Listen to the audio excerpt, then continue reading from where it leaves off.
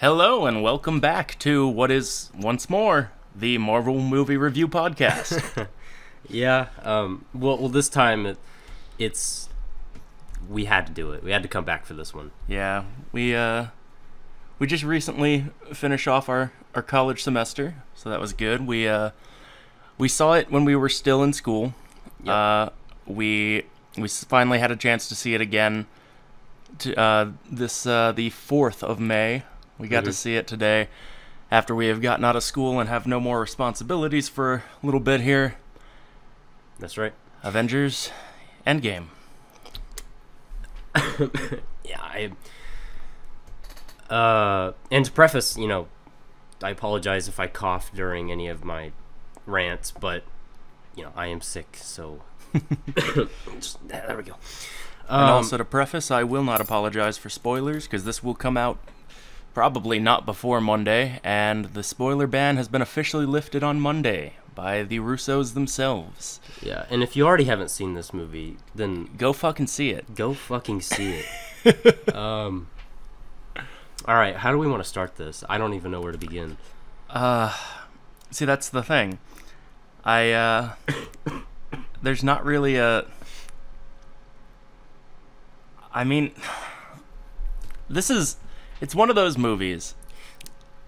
Where the more invested into this world, this universe that they've created that you are, the more that you've taken with you from these movies, the more that you have soaked it in and let it become a part of you, the more enjoyment you will find in this movie.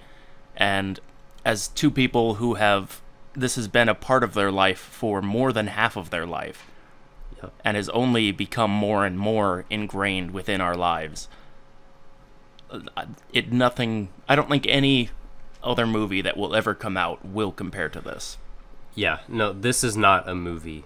Not just a movie, at least. This is an event in history. Because this film, its opening weekend, by Sunday morning, broke box office records as the highest grossing opening weekend of all time. It didn't break, it doubled. It doubled its own record. It will no doubt become the highest grossing film of all time. Yeah, I was checking the numbers when we got out of there. It's already at 1.9 billion so far this weekend. It's fucking total. Soaring. So it's soaring. It's already at just about $2 billion, and it's got, what is it, 600 million to go, something like that, to beat Avatar.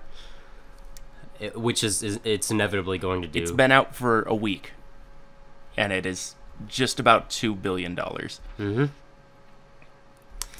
And I think it earned it. I think it more than earns it. Way much more than Avatar. You know what I mean? I think that's really the theme of this movie, is that it earned it. It earned every single thing that was in this movie. I think was they have spent so long building up this everything that is this universe that they have.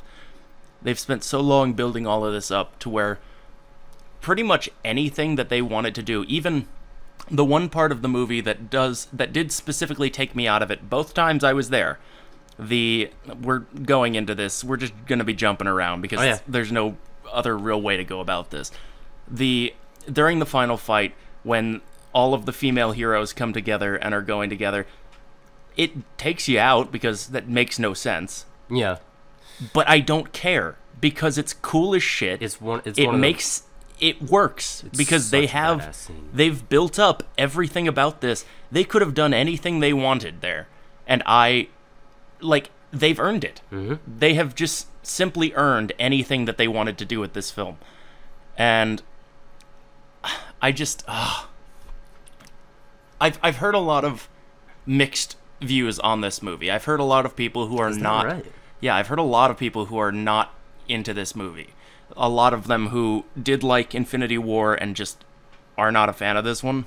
And I think when you look at the numbers, I think that makes a lot of sense, because while all of the Marvel movies are successful, at least in their own right, this one, and specifically Infinity War and this one together, just blew all of the other ones out as far as the amount of people that were seeing it. You had people who had maybe seen a handful of Marvel movies before Infinity War, going and seeing that, being blown away by that, and then coming into this one. And while Infinity War does expect you to know all the characters, it has a very straightforward plot to it, and with the main character really being Thanos, who they're introducing for the most part in that movie, it's much easier to follow without all the background information. And then going from that to this, I think if you've only seen a handful of movies, saw Infinity War, and then saw this, so much of this movie is lost on you. And I think you can absolutely still have a good time with it, because I think this movie, while there are absolutely some flaws in it... Oh, yeah. This is not a perfect movie. No, absolutely not. And we were talking about it before when we'd seen it the first time. You like Infinity War better. Yes. Thinking about it now, I still like Infinity War better, but man, they're so close. Because, I mean, like I said, this film is not just a film. This is like... It's almost unifying in a way, I feel like, because... I don't know about you, but during certain moments while we were in the theater today, I just got this like surge of energy throughout each and every audience member, and it just, I don't know, it was definitely one of the most fulfilling theater experiences I've ever had. Absolutely, yeah, and I think I think Infinity War as a film is a stronger film.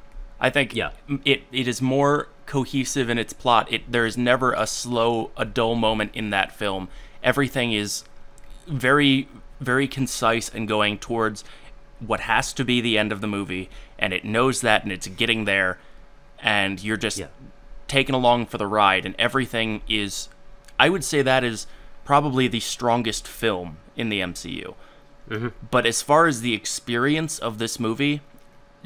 Infinity War cannot come close to it, and this one is absolutely, despite not being the better film, is my favorite. Yeah, see, I think that both Infinity War and this movie, they're like companion pieces, right? You can't have one without the other. Yeah. And I feel like these two films were made to be watched one after the other. And it's hard to compare in that sense, but I do agree that Infinity War does... There are no breaks with that movie. Yep. Everything just goes... We both rewatched that one going into Endgame. Yeah. As I feel most people should. And yeah, it just goes. And it's so concise and it's so well made. Yeah. And it sets this movie up, I think, perfectly. I think everything...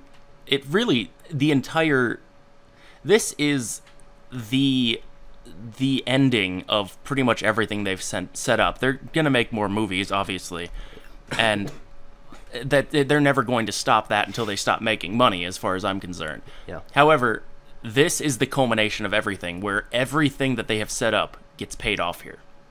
And going forward, they're gonna have more setups. They're gonna need to have more setups because everything gets resolved. You have everything from... What I think this movie does great, better than I think just about any other film in this universe, is surprisingly the character moments, the very small, quiet character moments.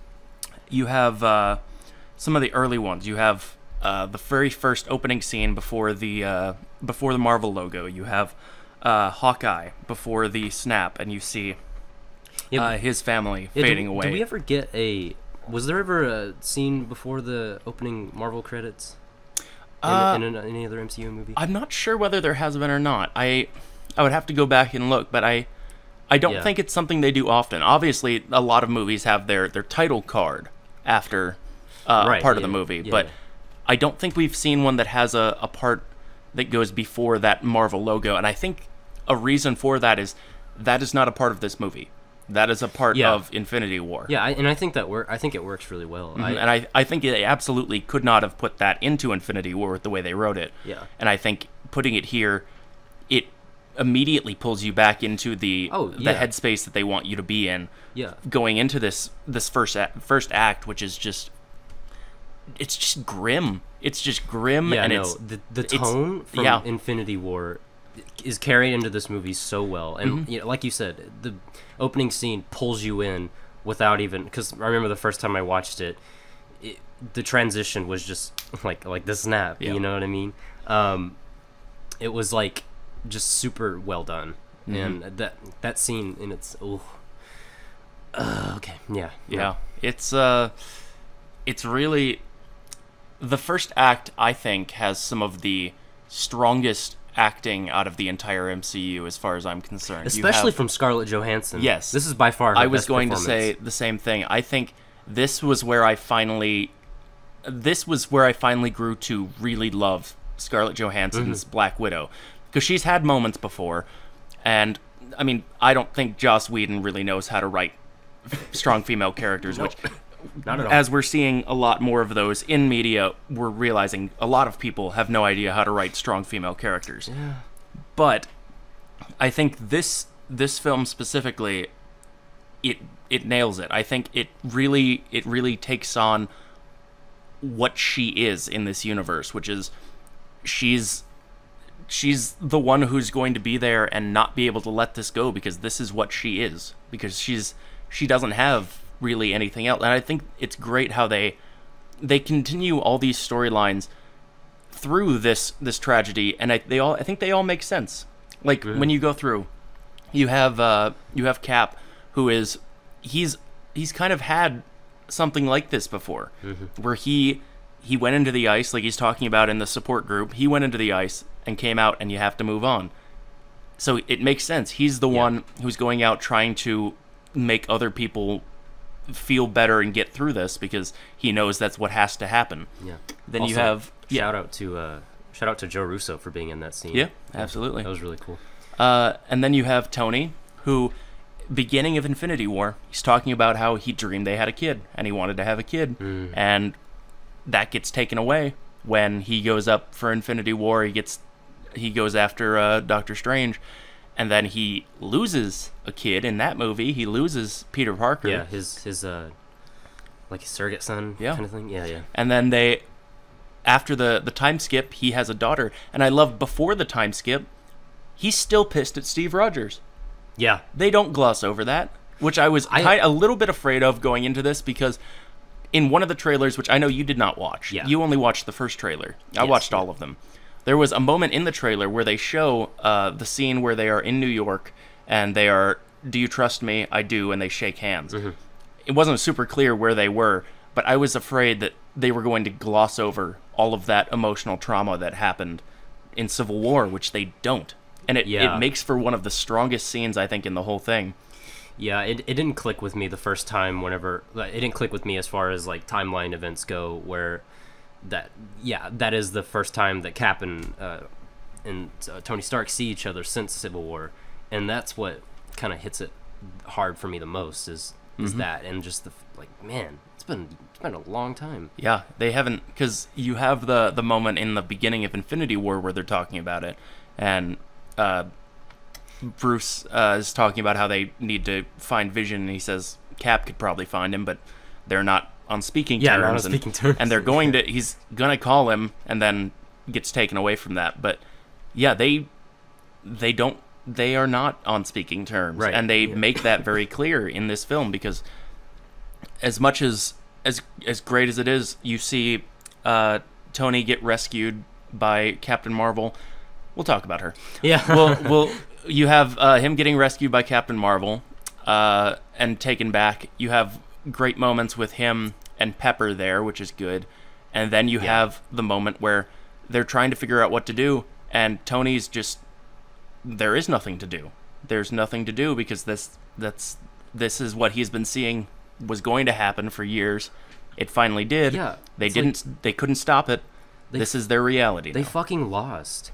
Like the beginning of the movie starts out that they lost, and I love stories like that. It reminded me of Final Fantasy VI, where like halfway through that game, Kefka wins, and the heroes are stranded, separated, and the world is an apocalypse now. And I love it. I love it so much. Yeah, and it really just deals with how all of these characters deal with the fact that they've lost. Yeah. Because you have like I was saying, you have the Tony moment there with him and Steve, still not on good terms.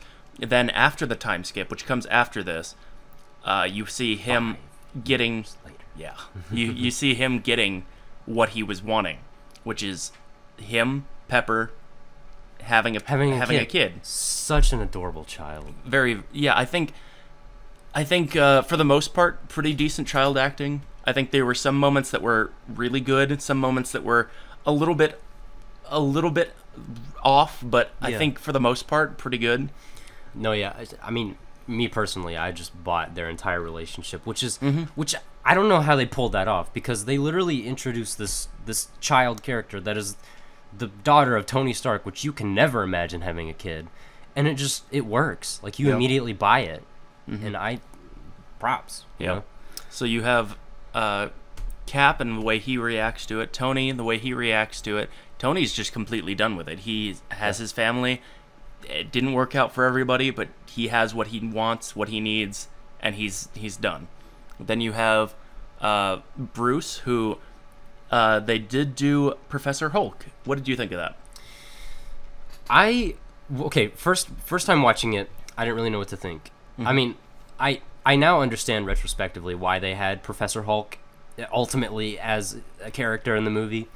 I think it adds for some moments of comedic relief, but I'm fine with it. You know, I don't think it's like a major hindrance. Yeah, I feel like it makes. I think you see. Here's what I think. I think people would have complained if he had been Banner through most of the movie. Yeah. Because they want to see the Hulk. It wouldn't have worked for him to be Hulk through most of the movie, because Hulk before this movie was not something that could really deal with this. He would just, especially in the aftermath of what happened, if it was just Hulk, I imagine Hulk would just be destroying everything. Right. And so when you meld those two together, and the way they justify it, I think, is good too, with both of them getting their asses kicked and having to pick up the pieces, basically, and piece themselves back together. Yeah. Also, I think that worked pretty well. Can we go back a little bit and talk about like how well the trailers subverted the audience's expectations with this movie? That is, I watched every single one of these trailers, and 95%, I would say, of the things shown in the trailer are from the first half hour of the movie. Yeah, like it's all first act stuff. Most of it's like not even like 20 minutes into the movie, and it's just I love how they set up you know, the whole Thanos confrontation. You know, he's just on his farm doing his thing, and then fucking Thor coming in with his axe, and then you've got Banner and everyone's just holding him down. Thor comes in and chops off his arm. He's like, oh god. And then one of the best lines in the movie, Thor cuts his head off, and he's like, what did somebody say? Was it Rocket was, what did you do? Oh yeah, Rocket was like, what the hell did you do? And he was like, I went for the head. So good. And I do have a lot to say about Thor, because I know a lot of people have a lot of problems with Thor. Yeah. I think I want to go ahead and talk about Thor at the end of the original 6 here. Yeah. But we will definitely get to Thor. So after Mark Ruffalo, after Bruce Banner, you have Scarlett Johansson. Like we said, she kind of gets more ingrained in the job that she had found. Yeah. And because she, like she says in the movie, this is the job she found and the family that she found, and before that she didn't really have anything. So it makes sense that she would be the one who's just not able to move on and is still trying to get back what she lost, because this was the only thing that she ever really had. Yeah. And then for Clint, it makes a lot of sense. You have the setup of him in Civil War getting detained and then not there for Infinity War, because he ended up taking a deal to get back with his family because it was putting too much of a strain on his family. They've set up his family throughout the films in the way that he is always thinking of them, and then to have the family taken away from him. I think... what did you think of Ronan? Do you think that was well executed? First of all, amazing one-shot sequence. Yes, I didn't really notice the first time that it was one shot because I was too interested in what was happening. I wasn't thinking of the cinematography, but yeah, that whole Ronin scene is he in Japan? Almost. Yes, he's in Tokyo. Japan. Mm-hmm. Yeah, Tokyo. That's right. That whole opening scene of him is just one shot. Yeah, no, it's great. And is the opening scene with the opening scene with his daughter is almost one shot. I think they cut away to the arrow at one point. Yeah, they cut in and out in that scene. Yeah, but that is also a lot of long takes that move around a lot, which is cinematography in particular for that scene is so good. Mm-hmm. Like the shakiness when Clint finds out that his family's just disappeared. Mm-hmm. So good. As far as Ronin goes, I liked what they did with him when he was Ronin. Yeah. You know? I was shocked by how violent they went with him. Yeah, no, the amount of blood and violence they showed in this movie was very satisfying. Yeah, like I would have not expected that. Like he straight up like cuts the dude's throat. Yeah, and he's like, "Wait, no." And then you have the dude sitting there holding his throat together, trying to beg for mercy, and then he just kills him. Like, offs him like a that savage. I would have never expected to see something like that in a Disney film. Especially from Hawkeye. Yeah. And I think he's the most interesting in this movie than he has ever been. Yeah, I think it's a good continuation of where they had him, and I think from what I understand, the Hawkeye series that they're doing for Disney Plus is going to see him eventually turning the mantle over to Kate Bishop. Okay. So that, who I assume in this universe is just going to be Clint or Kate Barton, because I think her name is Katie, right? Yeah. I'm pretty sure it's going to go to his daughter. That makes sense. They were setting it up here. So I'm not sure how much Jeremy Renner is actually going to be in that series, if this is kind of just a soft send-off for his character, if we're not really ever going to see him again. Yeah. But I think the character arc that they gave him, I think it worked out. I think it ended well here, if that's what they do, and then they pass it on. I think so, too. I will be happy if this is the send-off they give him. Mm-hmm. I mean, this entire movie is just one big send-off, you know? All right, and then Thor, the one that a lot of people I've heard have problems with. Fat Thor. Yeah. What do you think about the way that they handled Thor? Okay, here's the thing. I like the way he looks. He looks like classic Thor, you know what I mean? Like, I mean, not classic Thor in the sense of MCU classic Thor, but, you know, in, like, Scandinavian lore and whatnot. I think they played up a lot of his trauma, as he played it up as comedy too much, and I think that kind of took away a lot of really key emotional moments that we could have gotten with Thor. Whereas, you know, I get that they still kind of want to make him the big goofball brute that he was in Thor Ragnarok, which is, it's great for that movie, but for this one, it kind of conflicts with the overall tone of the movie, especially in the beginning, because, you know, we get to New Asgard and we see Korg and who's that other one? Meek. Yeah, we see Korg and Meek playing Fortnite, being called dickhead by Noobmaster69. Great scene, by the way. Yeah, we see him. He's got a big old beer belly, and he's got his long hair and his beard, and he's like, I don't know, I'm fine, you know, I'm fine, you know. And he's like, yeah, we're gonna. And Hulk is just like, yeah, we're gonna take down Thanos, and he's like, don't say that name. And they played it up as comedy, but I don't think it should have been played up that way. You see, I didn't see it so much as comedy. I saw it more as I think the comedy of it, I think for the most part was played up through the people around him not knowing how to react to him being in that state, and through what else am I trying to say here? I think a little bit through just kind of the fact that we also have never seen him in this way. So yeah, I think.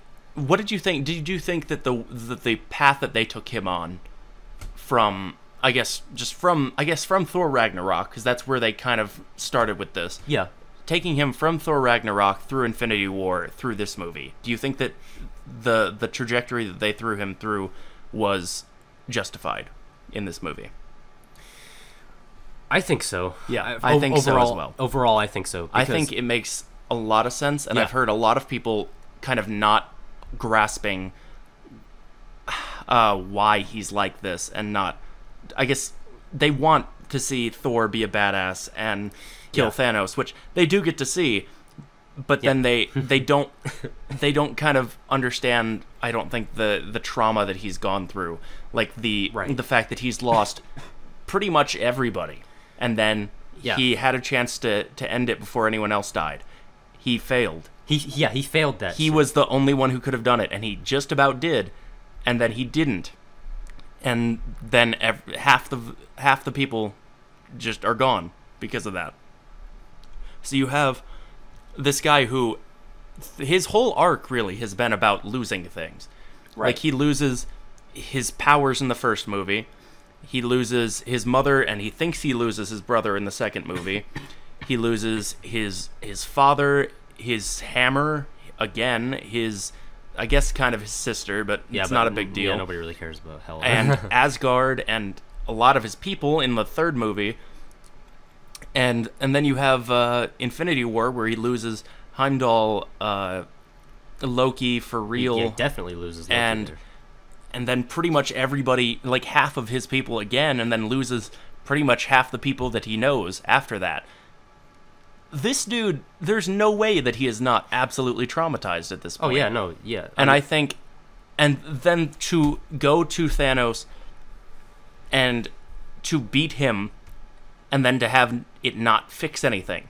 Right, like severing his head, sure, you ended it, but it's not really, you didn't bring anybody back, It didn't undo any of that trauma. And I think after 5 years of just the self-wallowing and just not being able to move past that, which I think they do a good job of portraying, that he just cannot process the fact that everything is changed how it is and that there's nothing he can do about it. I think that his character arc was one of the strongest, despite the comedy that they put in there. I think the representation of the way that he dealt with these things and the way that he couldn't get past certain things, especially until he talked with his mom there. He had that closure there, and she kind of kicked his ass back into gear and got him that. And I love the moment where he gets Mjolnir back, because it is played for laughs, but that is such an important thing, because Stormbreaker, it doesn't matter if you're worthy or not. Mjolnir, him getting that back, he doesn't think he's worthy for that. Right. So then getting it back, it shows him that he is, and then that kind of gets him back into where he needs to be. And it's a really good character. It's such a good character moment for Thor. And I've heard people say that he doesn't ever kind of get back to his real self in this movie. And I don't think that's true. I think after that moment, you get real Thor.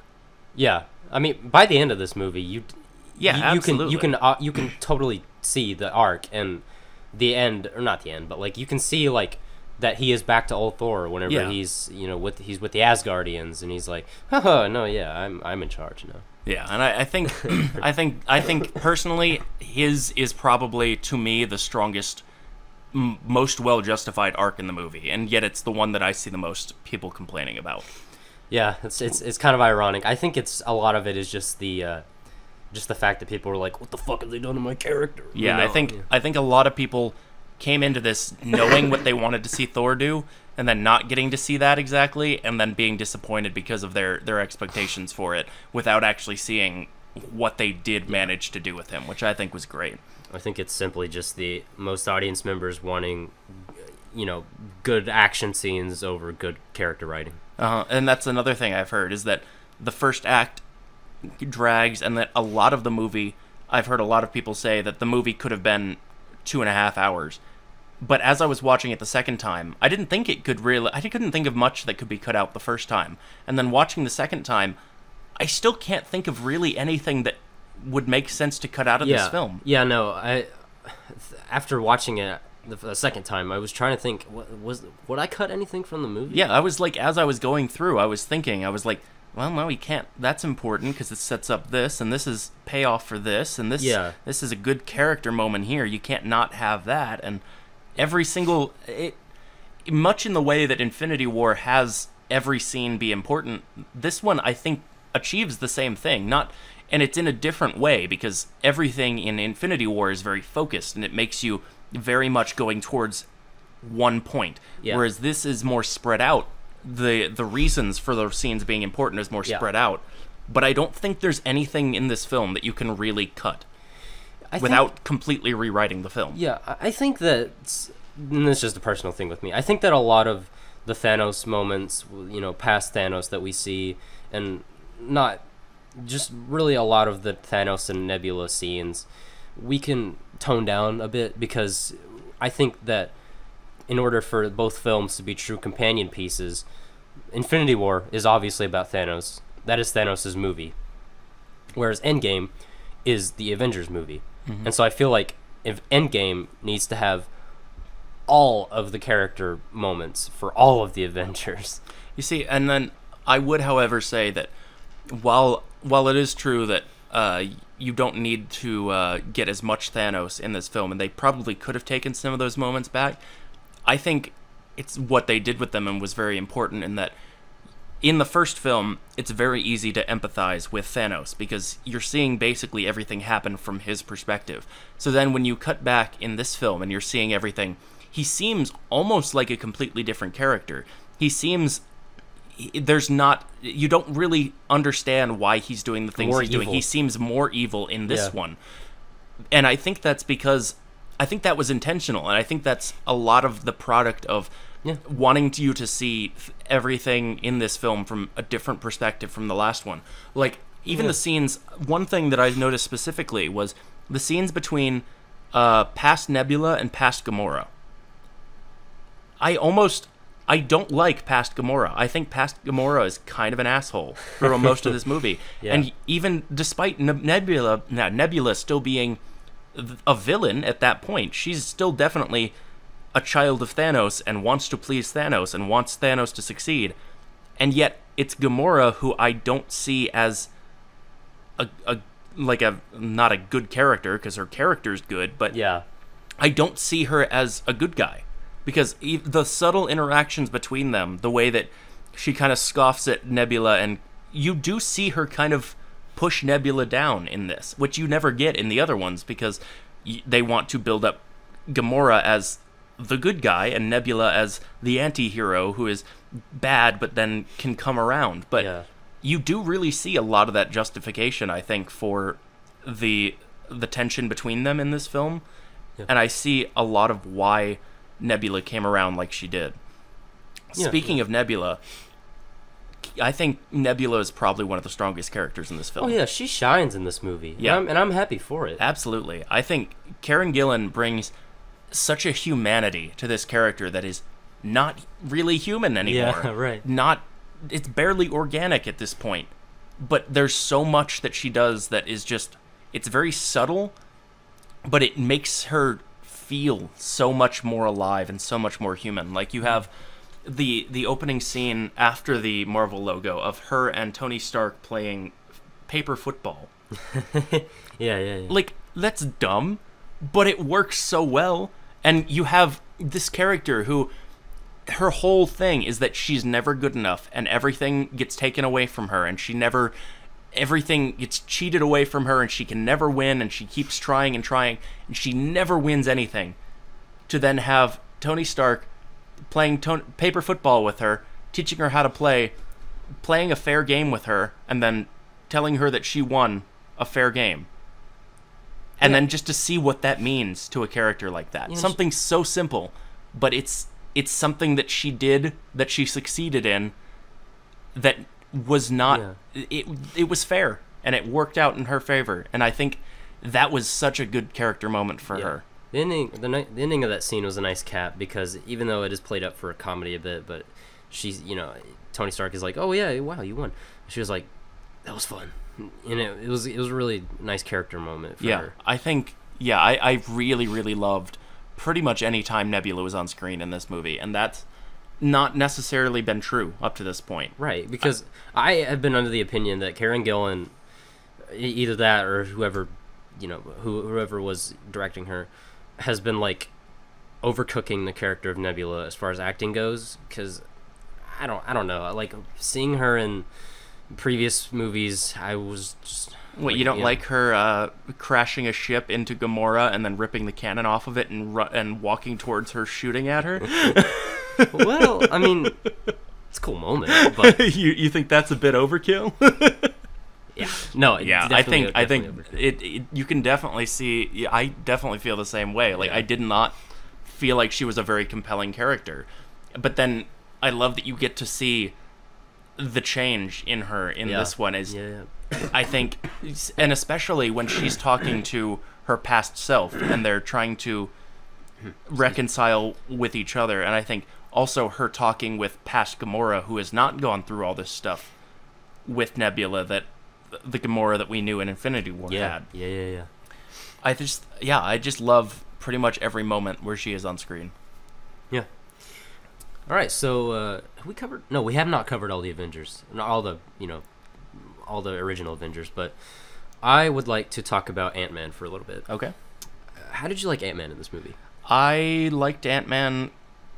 I liked Ant-Man definitely in this one better than I liked him in Ant-Man and the Wasp. Yeah. Because I feel that in Ant-Man and the Wasp, what they did, which is another trope that I see happening a lot in all these movies that have strong female characters, is the way to justify them as a strong female character, especially when they're played next to a strong male character, is to dumb down the strong male character, which I don't think is something that you need to do. No, and I think that's another thing where people don't know how to write strong female characters without being like, this needs to go because this is the opposite of what we're going for, so let's make him kind of look like an idiot, which they do in that film. Yeah. Which I think it works decently well in that film. I'm not a huge fan of that film. I don't like Ant-Man and the Wasp. Yeah, no, it's not. It's one of the lower points of the MCU. Yeah. However, I think they brought him back in this one with, again, some of the stronger emotional moments in this film. Like, yeah. Oh God, no. My first viewing of the film. First time I cried, first time I watched the movie, was definitely when Ant-Man is reunited with his daughter Cassie. Mm-hmm. That really got me. Also, fun little Easter egg is that the little, what are they, like tableaus kind of thing, like with all the names of the people who have like lost. The memorial. Yeah. Creator of Thanos, his name was on there. That's good. Yeah, that is really cool. Yeah. I just loved that, just the raw emotion in that scene of him. Just he's so terrified as he's going through. He doesn't even really know what happened, but he's seeing all these names and this memorial of all these people who are not around anymore, and the first thing he thinks is he has to make sure that his daughter's okay, and then he sees his own name, and so he's I would imagine thinking that she thinks that he's gone. Yeah. So then he doesn't know what's going on. He doesn't know how much time has passed. At least they don't make it seem like he does. So he goes and finds her, and it's just such a so raw and so it's just such a pure emotional scene. God, it's so good. And I think Paul Rudd shines really well in that scene, and I think it's almost a shame that they play him so much for laughs in this universe, because he's definitely funny. He's a goofball. Yeah, Paul Rudd can do funny. But he can do emotional, too. He can really pull that off well. And I would like to see them do more with that, especially in... Yeah. And, of course, he at the aftermath of all of this, has not really lost anybody. Because everyone that he lost, he's gotten back. Right. So part of me is afraid that they're going to just continue with the fun slapstick comedy, which they could do, and people will like it, and people will watch it. Yeah. But I think if they add more emotional depth into the solo film for Ant-Man, I think that could be really beneficial. I agree. Also, that was a funny scene whenever when he finds the kid riding on the bike, he's like, what the hell happened here? And the kid just looks back and he's like, what are you, an idiot? And he just like turns and rides off. Mm-hmm. All right, so who have we not covered yet? Out of the people who survived the snap, we have, let's see, we can talk about Rocket. I think Rocket in this film, what was really important for Rocket in this film was the bond that they set up between him and Thor in the last film. And I think it really pays off in this one, because you see in that movie, he notices that Thor is not okay, whereas most people are just kind of accepting what's going on with him. Rocket is the one who, he tries to talk to Thor about what's going on, and tries to help him make peace about what's going on. And it doesn't work, because Thor's just like on a warpath at that point, because he's in that stage of the grief where he's just ready to act because there's nothing else he can lose. Yeah. And, well, that's what he thinks, and then he does lose more. And then in this film, they do pair off him and Rocket to go to Asgard to get the Reality Stone. And while there is a lot of comedy in that scene, especially based around Thor, I think the fact that it is Rocket there who is able to kind of... He doesn't manage to actually get him to where he needs to be, but he gets him calm enough to be able to think straight for a little bit, which is kind of the first time we see him be able to do that in the movie. Yeah. And then he runs away, and then he really gets that with his mother. But I think it's important, that bond that they set up with him and Thor in the Infinity War. I think that pays off pretty well in this movie. Yeah. And I love the moment of Rocket talking about how he has also lost the only family that he's ever known, which is, I like the way that parallels with Black Widow. Black Widow, yeah. Because they're both the ones that they have nothing else. That's kind of it. That's all they have, and they kind of just have to keep doing what they know, because there's nothing else they can do. And I love the line about how he's lost, how it was the only family he ever knew, and he lost them. Quill, Drax, Groot, the one with the antenna. Yeah, with the antenna. Yeah, I just think, yeah, and I think those two specifically, they have a lot of comedy in everything they do, but I think they're good enough actors to where they can put emotion into those and have it still register as more than just comedy. And I think that's important, because eventually you can't just be sad, you can't just have negative emotions. You're always going to have something there that you can laugh about, but it doesn't take away the fact that there's still all that shit that you have to work through still. Yeah. And I think those two really exemplify that. Yeah, overall, what this film really does well is pick up where the last film left off with the characters, and really just show what they're going through. Yeah. I feel like as the MCU movies have gone on throughout the years, they've gotten better at that, and really showing what their characters are feeling, and how they deal with that in their own unique ways.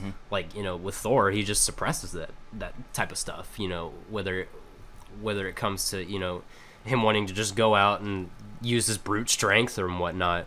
And then you have characters like Tony Stark, where he suppresses that with humor, and I think I love the way that this film handled it. Yeah. So we've covered all of them, I think. So yeah, all the ones who survived the snap. I think there's War Machine, who has never really had much of an arc, and he didn't really have one here. It's good to see him. I like Don Cheadle. Yeah, it's all good, but there's just not much to do. No, we can move on from there. Yeah, he almost kind of feels like the new Hawkeye, where there's not really much for him to do. He's just kind of there, and you're like, hey, there's that dude I know, but there's War Machine. You look cool. You like when he's on screen, but you don't really care that much when he's not, because he's just kind of there. And I hope they do something more with.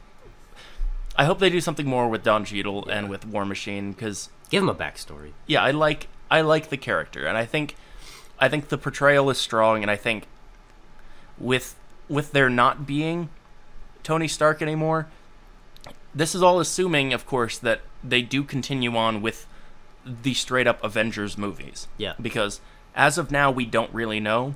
And I could, as much as I know they love money, I could see them, out of respect for what this movie is, not calling them Avengers movies anymore. Yeah, and I hope that's what they do, because I would like to see that happen. This is the end. Yeah. This is the end of the original Avengers. Mm-hmm. And I don't know how you can follow up that franchise, that namesake, without the original Avengers. You see, and I think the creative minds behind this, I think they understand that, and I don't think any of them would ever try to do another Avengers film and call it that. But it's more so it has to come down to the people in charge, and I'm not sure how they're gonna deal with it. 'Cause money is the root of all evil. Yeah, I think it really is gonna ride on whether or not Kevin Feige can make it happen to not have that be what, because they have now with the Fox deal, they have more things they can do, and I could see them, like, obviously Avengers, they can still be a thing, but they should not be the headlining title of the movies. Yeah, because this is where that ends. They're still a team that still exists out there. They're still going to be fighting off whatever happens in that world. Because also, I didn't notice this the first time. Just something Avengers related that had not occurred to me the first time I watched it. At Tony Stark's funeral, Thunderbolt Ross is there. Which I didn't notice the first time. I did notice him here. So I don't know. I think that at this point they're kind of saying that the feud from Civil War dies with Tony Stark. I think that's kind of what they're going for with that, maybe. Because obviously all of the people who were technically fugitives because of that were there at that funeral. Unless he decides to come back in like Civil War II and is just like, all right, so now that Cap and Tony are out of the picture, this is still going through, and then you've got all the other remaining Avengers just like, no, and then maybe we can actually get that big full scale. Yeah, I think the closest we would ever get to Civil War again would be if they did something similar, trying to regulate mutants in the future. Yeah. I could see that. Speaking of mutants, I'm so excited to see more of Elizabeth Olsen. Wanda Maximoff, I'm telling you, like from the beginning, I was like, you motherfuckers, watch Wanda Maximoff, because she's gonna do great things. She's gonna be great. And from the very beginning, I was like, you guys are overlooking her, and it's absurd. Yeah, that character is one that I have loved more and more in every single instance that I've seen her. And I think here's another thing that I noticed during this film. You know how in Captain Marvel they set her up as the female hero who is super powerful and whose powers are affected by her emotions. Yeah. And yet we see nothing with her emotions.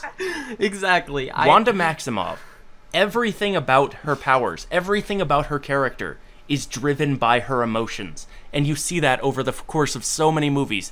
In Captain Marvel, in Age of Ultron, Dark Phoenix, like the first time that you see like the true power of Wanda Maximoff is in Age of Ultron, when she senses that Quicksilver has been killed, and she falls to her knees and just wipes out everything around her. Yeah. Like, that is raw emotion there. That is what that is.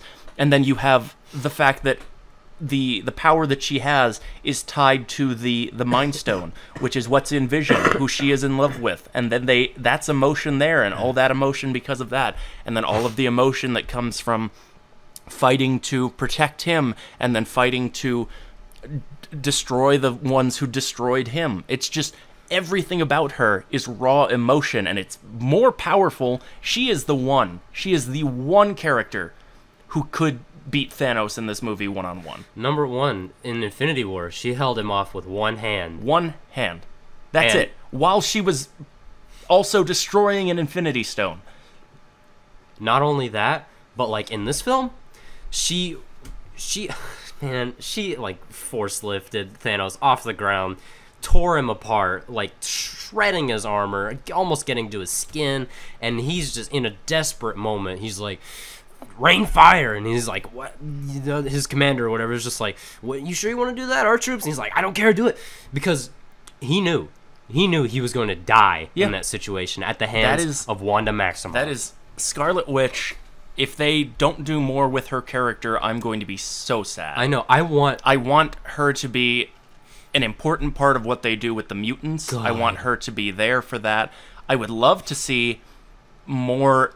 I would be interested to see if they ever try to bring back Quicksilver in any way. I would be interested to see that. I want to see her interact there. And I know that they are doing, I don't know if you've seen this, they have a Disney Plus show coming out called WandaVision. Okay. Which I'm not exactly sure how they're doing that. I don't know. Yeah. I don't know where they're going with it. But honestly, if it gets me more of Scarlet Witch, I'm willing to buy anything pretty much at this point, because I don't know. I'm curious how they're, because I feel like that one can't be a prequel in any way, because they kind of already showed us everything that we need to see of those characters up to this point. It kind of has to be a sequel going forward, which means at some point they're going to have to build some sort of new vision. I don't know who's going to be able to do that. Yeah. I don't either. I don't know. I don't know where they're going to go with it. I don't know, but God, I love Scarlet Witch. And don't you think it's weird? I think it's so funny that they don't refer to her as Scarlet Witch throughout the entire MCU. Well, you see, that's another thing, is they don't really do that with a lot of these characters. Like, they never actually refer to Clint Barton as Hawkeye.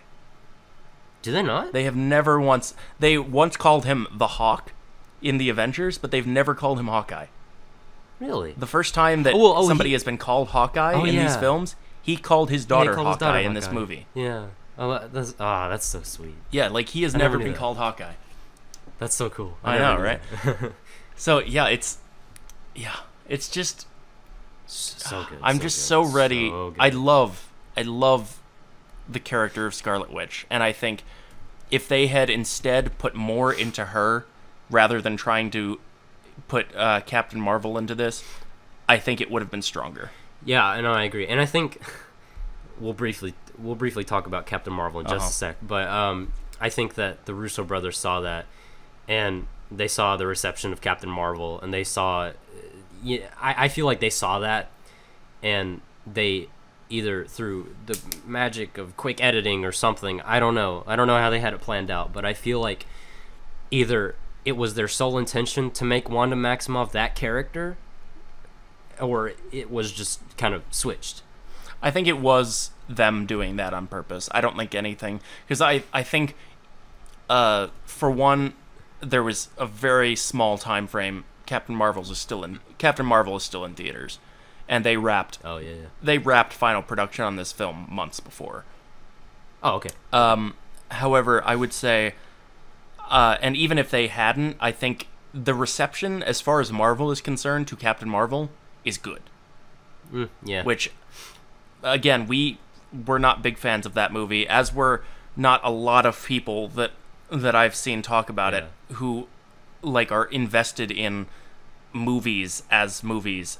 Most people that I've seen, I've watched a lot of people talk about that movie, and I've yet to find really anybody who's super happy with it.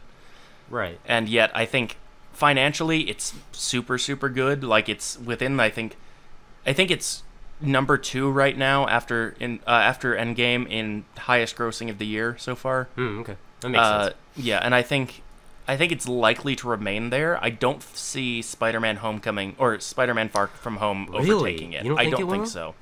I think it might come close, but I think Captain Marvel might end up staying number 2 for the year.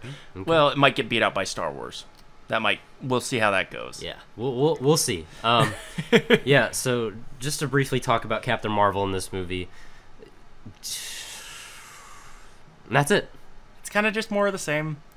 I think she looks better with the short hair. Yeah, I think nice haircut. The character looks much better like that. I think she had one of the cringiest lines in the movie. She's like, "Yeah, I'm out of here. Where are you going?" To kill Thanos. Yeah. Which I think, based on the character that they set up, and how just kind of dry and cocky that she kind of is, doesn't, that maybe fits. It fits the character that they had for her in her own movie, which makes me nervous because I don't want that to be the direction they take this character because it's not endearing at all. Not at all. I don't think I heard one chuckle throughout the audience today over that line or just anything she had to say, really. Yeah, and I think really it comes down to her delivery of these lines, which is always the exact same. Like every other actor that they have cast in these movies has the comedic know-how to say things that are supposed to be sarcastic in some way, in a way that it actually comes across that way.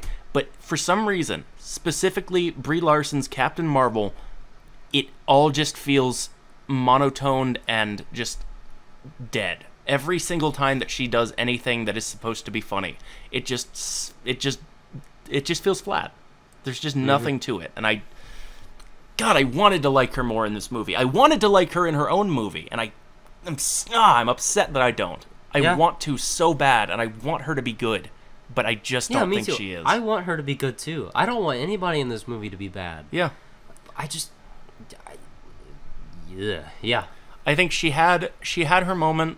She had the saving Tony Stark. That was cool. Yeah, she had that moment. She had the save the flying through and hitting Thanos first when they go and kill him, and then she had the taking down of the spaceship and her little fight with Thanos. And I will say, you probably saw me this time when I saw her little fight with Thanos, and then he pulls off the gem and just punches her square across the world. Yeah, I saw your grin. Yeah, I just started laughing because that little bit there,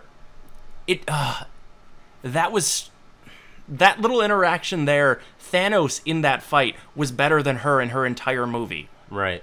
Like, it just felt good to watch her get punched across the earth, because her whole character that she has built up for Captain Marvel is just an arrogant asshole. Yeah. And I don't like it, and I want to so badly, but I just don't. I will say, the funniest moment that she had, which is ironic because she gave no line delivery, was when Thanos tried to, what did he do, headbutt her or punch her in the head? And she just she didn't phase her at all. She just smiles at him. And that was funny. Yeah, that was the one moment that her character worked for me, was just that one moment of her smiling after getting headbutted. Yeah, that was funny. It's pretty much the only thing that worked with her in this entire movie. Yeah. Yeah, okay, so we're going to get into more individual character stuff, but I would like to do a very, very brief plot summary. So, this movie is a time travel movie. Yeah, it is a time travel movie. You go through, basically the whole thing is, after the 5 years later thing, they go and they kill Thanos, which takes all of 5 minutes in the first 20 minutes of the film. Thanos is dead. Thor cuts his head off. That's that. Because they find out that they went there because they found the same energy signature that happened when he snapped the first time. They found that it had happened again on this other planet, so they go there to find him and confront him and kill him, and then use the stones to bring everybody back. But the second time that they got the energy signature was because he had snapped again and used the stones to destroy the stones. Yeah. Which I think made sense for his character development, and I think that made him a stronger character almost. I think that's the one thing in this movie that kind of makes him a stronger character, because especially his lines about how the universe needed correcting, and he did it, and then the stones didn't serve any purpose for him other than tempting him to do something else, and he took that and he just got rid of it because he knew what he knows what he has to do, and that's all he needs to do, and then he's done. He has no desire to rule over the world. He has no desire to have anything else. He just wants to do what he sees as best for the universe and then be done. And that's what he does. And then I think that's interesting that that's the contrast of him afterward, when he sees that they're trying to reverse what he does in the future, that then he's like, well, I guess I'll just destroy everything and start new. Yeah. Which I think you see kind of the reaction to somebody who thinks he has saved the universe, and then sees that it's ungrateful, and then has to try and do it again.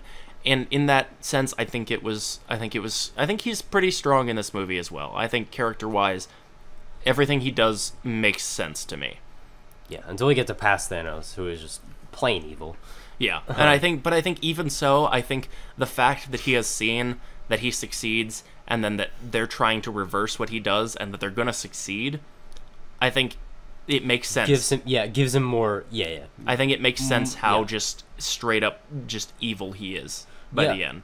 I think the time travel elements in this movie, I think it's interesting how they take that and they play up the whole idea of fate and destiny. Mm-hmm. You know, like, has this been his... Because we see that, you know, past Thanos, he sees that, you know, he goes through with his plan in the end, that he gets all 6 stones, he wipes out half the universe, and he has the line where he's like, so this is my destiny. Okay. It's right after he sees his own head get cut off, and he just says, destiny fulfilled. Yeah. It's like, what? Yeah. Okay. But yeah, so after the 5 years later, you have the scene with Scott Lang. Basically, his van has been put into a warehouse because all the people that were around it have gotten snapped. So he gets the rat turns the machine on just by chance, and he gets shot back out of it. Goes to find shout out to the rat. Yeah. Goes to find Cassie, has that great moment, and then goes to Avengers Mansion, or I guess not. No, I'm thinking. What am I thinking? X-Men. I'm thinking X-Men Mansion.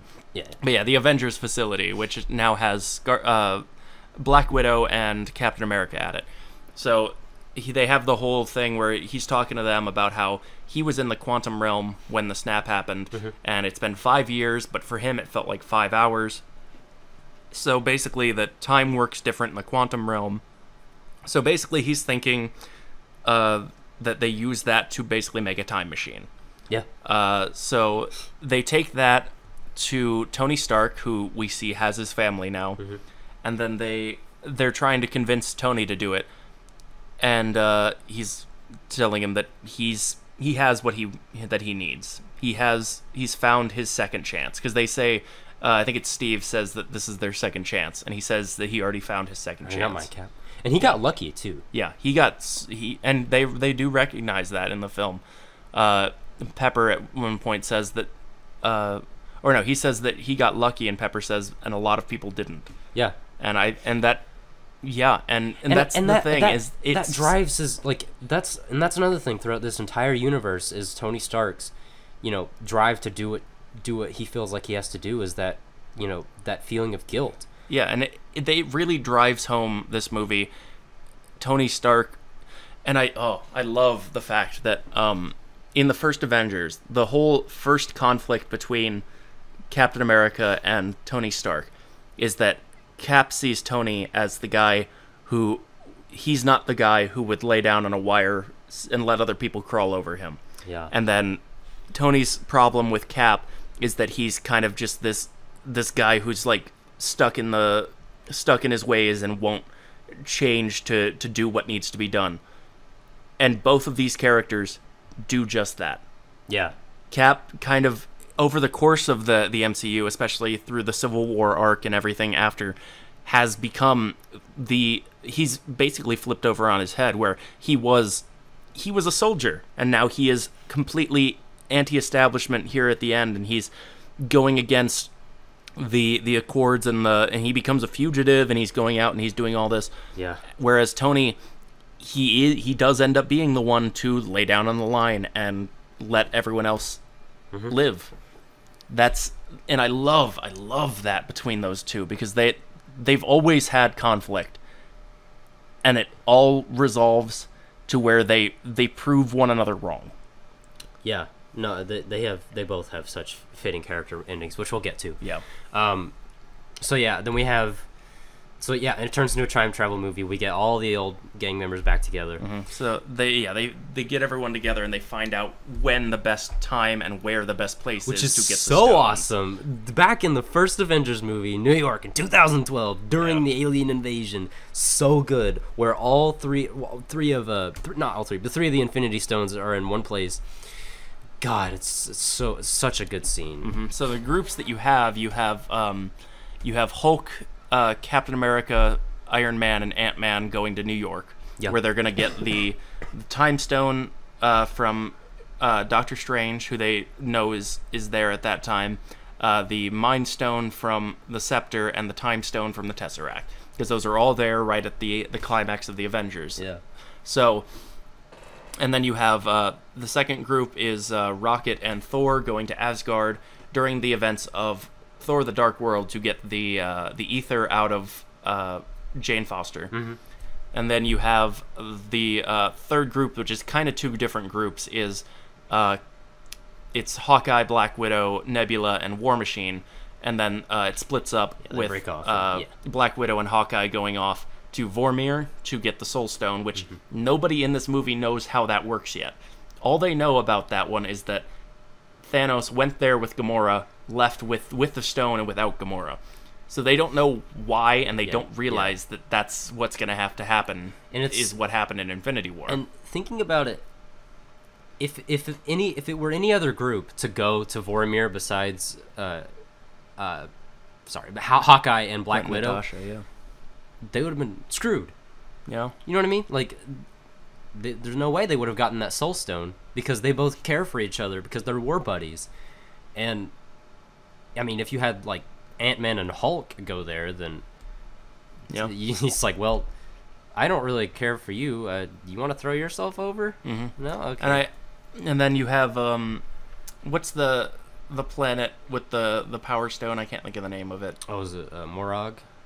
Yeah, Morag, something like that. So you have Nebula and War Machine going there. Yeah. And I think they played up the reasoning for these pairings really well. It makes sense that Clint and Natasha would stay together. Yeah. No matter where they went, they would always end up being in the same group there. A long way from Budapest. Yeah. And then Nebula, it makes sense that she would be part of the one with the Power Stone, just because she's familiar with Quill more than anyone else is, and they're going when he's first getting that. And then you have Iron Man, Captain America, Hulk, and Ant-Man going to get the three. That's the biggest group. You have Hulk, who can take care of one on his own, because he's now smart as Banner and strong as Hulk. Yeah. So he can go do that. And then you have... it makes sense for Captain America and Iron Man to go, because they're both there already. Yeah. And they both still look like they did there, whereas Thor wouldn't make sense to go there. Right, yeah. For that reason. And then you have Ant-Man, who... I mean, he could really have gone anywhere. Ant-Man's just there for... But that one... Yeah, he ended up going there probably because... if he wasn't there, we would not have gotten the iconic line of, "That is America's ass." That is true. And then it makes sense, Thor and Rocket, that they set up in the last movie. Yeah. Rocket to go with Thor to Asgard. So I think it makes sense, the groupings that they made. I think they were set up well. And I think it really did just leave those two to naturally be the ones to go there. And it worked out really well, that the storytelling of that. And I think I've heard a lot of people complain about the logistics of the time travel in this movie. But I don't care. No, I don't care. What's the logistics of time travel in any movie? There is no time travel movie that makes sense entirely. Like, almost every time travel movie that you've ever seen has inconsistencies that make it break down. But I think this one, for the small amount of rules that they do put into this, I think they follow them pretty well. Yeah, I think for the most part they explain it well enough that you can get on board with it and make sense of it. It doesn't matter. It does not matter. Like, watch the movie. It's like, obviously most of this is fan service to have them go back into these things, and I think once again, based on the 20 movies that leading up to this, they've earned any amount of fan service that they want to do. Yeah. And I think, and especially because this is good fan service. This is fan service that was done very, very well. You have I agree. The fight between Cap and Cap. I think that was great. So good. Where Cap thinks that Cap from the future is Loki because he's walking around looking just like him. And they set that up with Loki in the earlier scene becoming Cap. Yeah. Like he did in Thor the Dark World, which is where Thor is. And it's just, there's really so funny, much payoff for all of these things that are all set up so well throughout this 11-year run of movies. Like, this is the main section. This and the ending I think are the main sections where the more that you put into this, the more you get out of it. Oh yeah. Because there are so many little details in here that they just make this section of the movie. And unless you can get yourself on board with this, which you've been asked to get on board with more wacky stuff than this before, I would say. And here's the thing. This movie, more than any other MCU movie, has felt like an actual comic book. Yeah, as far as how wacky and zany it is, and I love it. Mm-hmm. So much crazy stuff happens like you would see in a comic book, and it's amazing. Yeah. There's nothing else I can say other than that it's an actual comic book put to screen, and it's the definitive comic book movie. Yeah. Then we get to the different groups. We have the New York group. They kind of mess up where Tony Stark gets the Tesseract but ends up losing it, and Loki grabs it and vanishes. And then it ends up basically the whole thing that's making this have stakes to it, despite the ability to travel through time, is that they have to use the Pym particles to do so. Hank Pym has also been Thanos, so they only have a few particles. They only have enough to make one trip. Yes, and then they're just like, well, we got no more Pym particles. What do we do? Mm-hmm. And he's like, wait, I know where we can get Pym particles and where we can get the Tesseract. Mm-hmm. And they go back to 1970 in New Jersey. Just Cap and Iron Man. Just Cap and Iron Man, which I think was a very smart decision. I think those two characters, for the arc that they've had, to have them have that moment, those moments together there. Yeah, no, I see. And that's the thing. That's the thing where I was like, as much as I love this scene, and this is me thinking about it like for a split second after watching it, I was like, as much as I love that scene and all the character moments in it, this is the only thing that I can think of that I would probably cut out of the movie. But then I completely just reversed that and was like, no. Yeah, no. You can't do it. You can't. Especially because this scene, or this segment here, this is what makes it possible for the end of Captain America and Iron Man in this film. Yeah. You have Iron Man going back and reconciling with his father before he's even been born. He gets time with his father to get all that sorted, and then you have Cap at the same time he has a moment through the glass with Peggy Carter. Yeah, no. And that one got me, teared me up a lot. Yep. And then you have these things where that sets up like as soon as that happened, as soon as you saw Cap with Peggy Carter, I knew that he was going back, and that was how his end was going to be. Was that he was going to go back and live out the rest of his life with Peggy. I got something else to add on to that once we get to the very end. Yeah, so I knew as soon as that happened, I knew that was going to happen.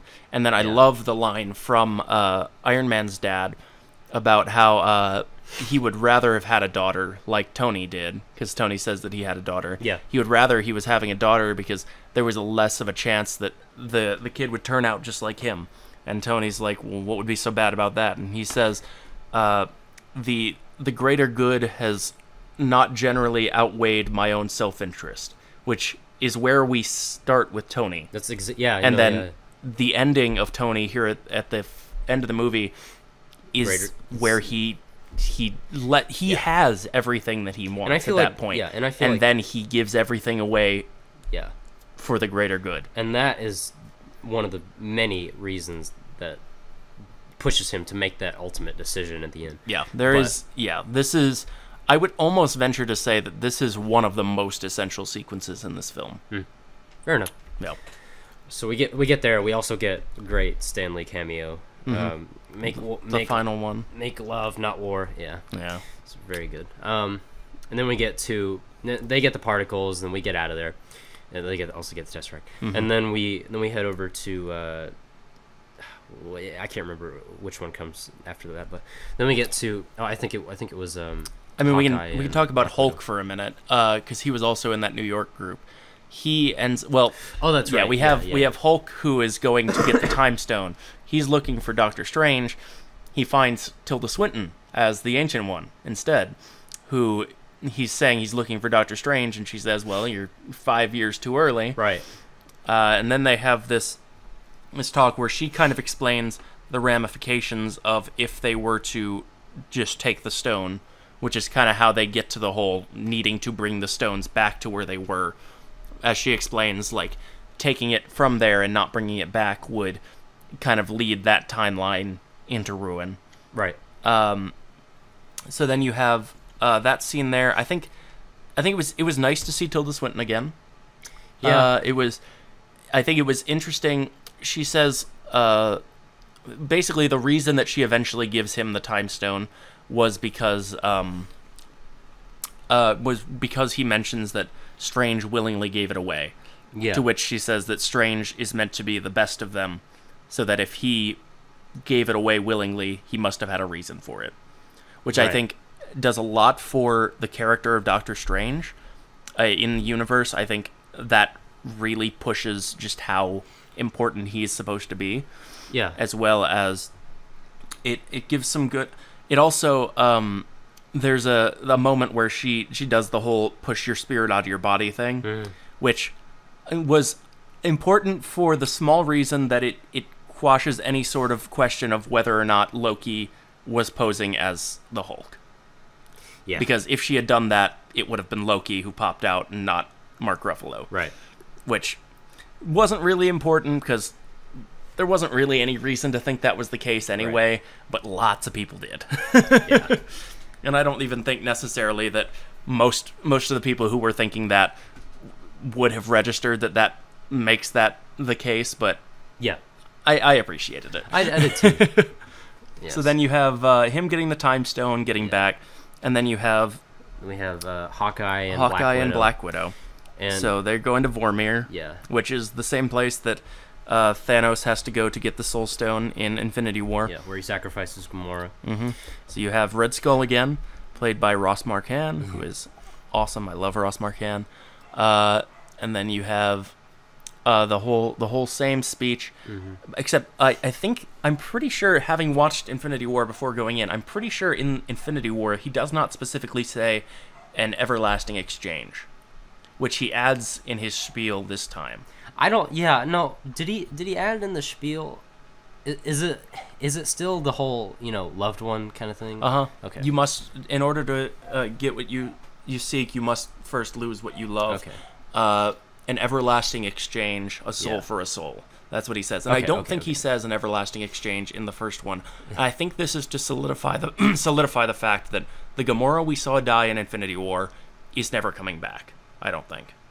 Right. No. Yeah. And I don't think Black Widow is also ever coming back. No. And that's kind of where we get with this is they realize, well, I find it interesting that the reason that they end up trusting him, you know how he says, the Red Skull, when the people come, he says their name, son of whoever.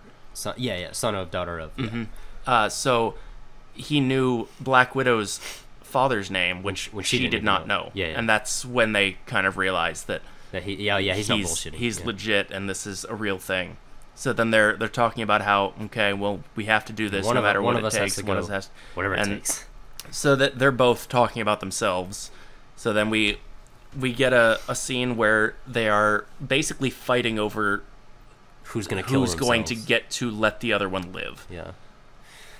Which it really got me the second time. The first time it really threw me off, and I was like, I don't know how to feel about it. I'm uncomfortable. Yeah. It got me in that sense, but no, this time it left me very emotional because I think the acting when they finally get to the point where Hawkeye has to accept the fact that she's going to die and there's nothing he can do about it. I think the acting from Jeremy Renner and from Scarlett Johansson there, top notch. Yeah, so good. And I think everything from the time, everything from them talking about who's going to do it to Hawkeye getting back to the Avengers facility. Yeah.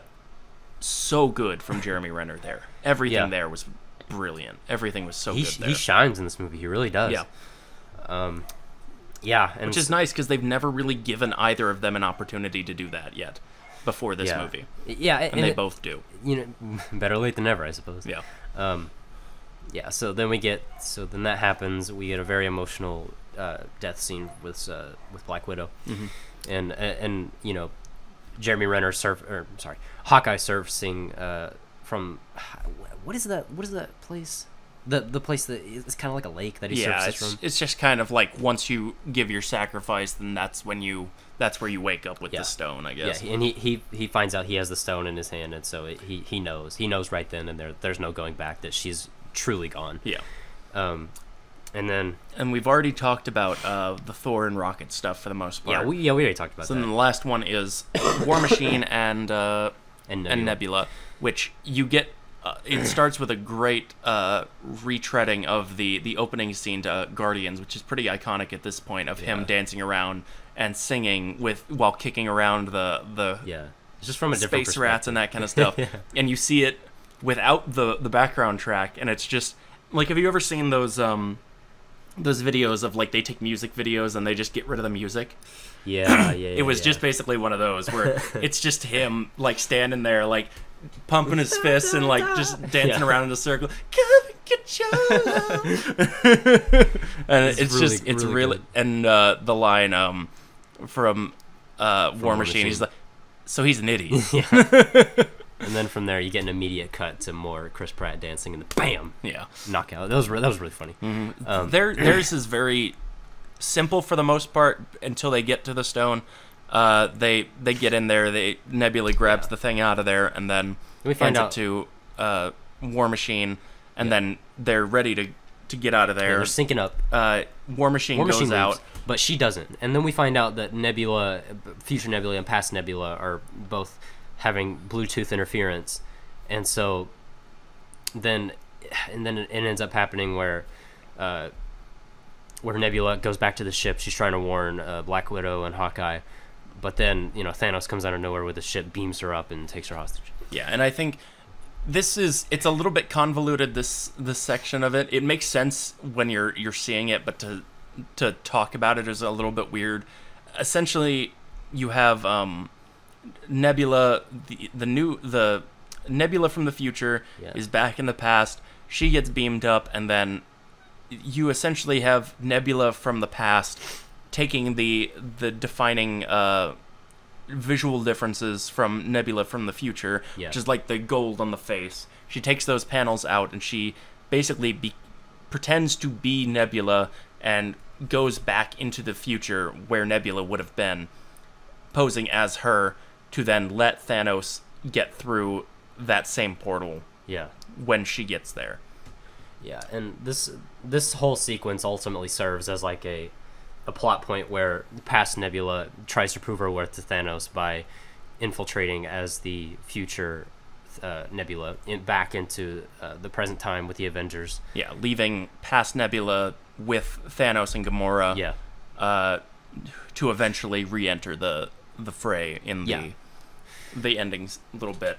So you have all the stones. Yeah, we got all the stones. They have a scene with them fitting them into an Iron Man gauntlet.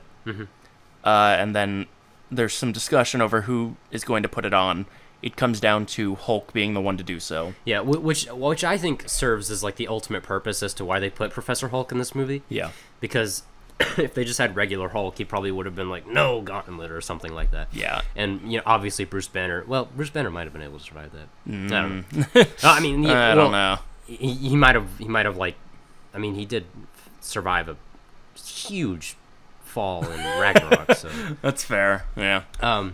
Anyway, so that happens. Then we get a prolonged scene where Professor Hulk is trying to get used to the symptoms of wearing the gauntlet for the first time. And then he eventually does the snap where it brings everybody back, and then while he is struggling to do that, they've engaged what they call barn door protocol. So basically, everything is they're basically cut off from the rest of the world, like in this room. Super shielding kind of thing. Yeah. So while that's happening, Nebula is opening the portal to let Thanos come through. Mm-hmm. So he blasts through the ceiling of the facility. Oh, does that happen right before the barn doors? Yeah, it's come right down? before. Well, no, it's right after the barn doors come down, right before he snaps. Okay. They cut away from him getting used to it to Nebula going in and letting Thanos through. He crashes through.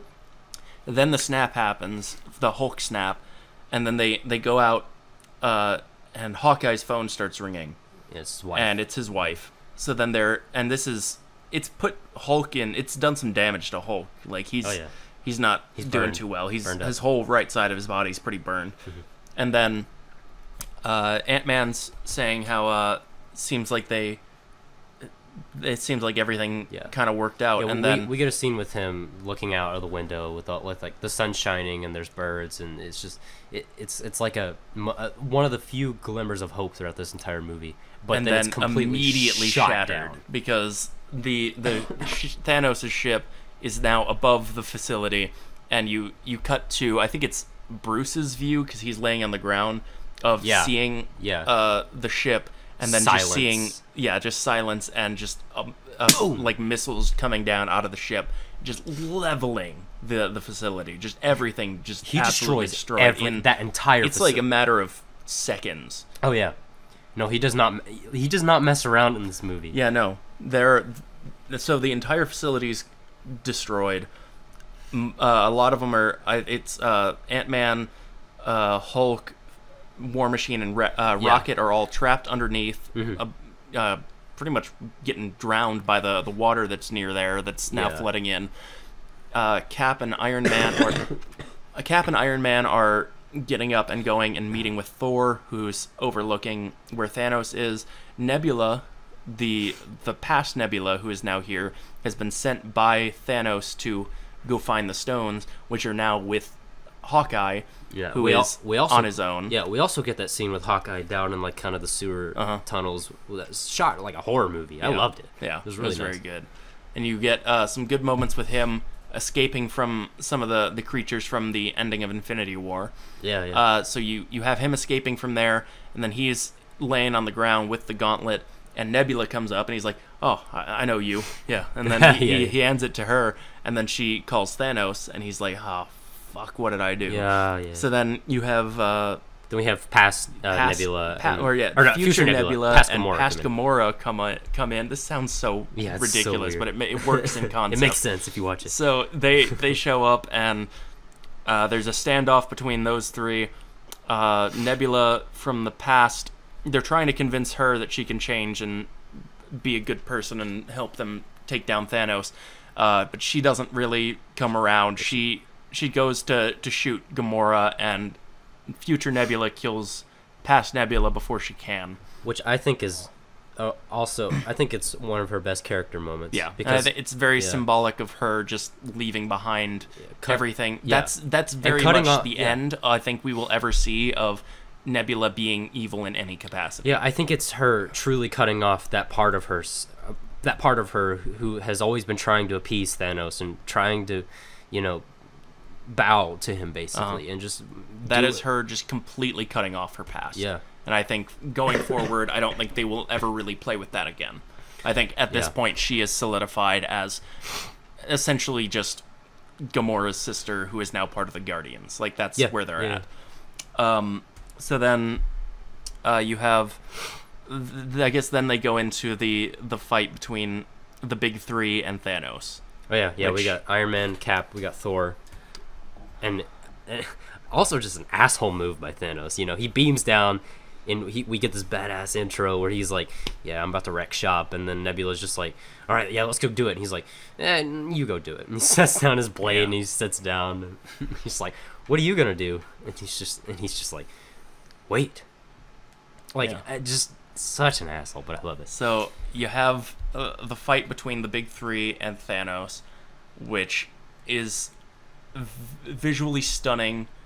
I think it has some of the coolest.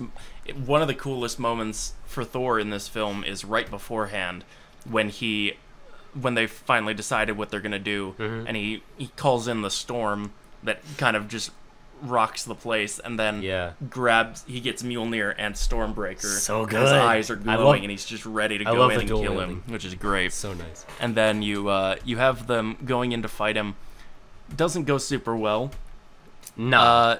Thanos kind of kicks all their asses with his dual sword without any gems, which I find I thought it was weird the first time, but the more I think about it, it just makes sense. Yeah, it makes sense. He kicked the Hulk's ass. Yeah, he kicked the Hulk's ass with no effort at all, and he had the Power Stone, didn't even use it.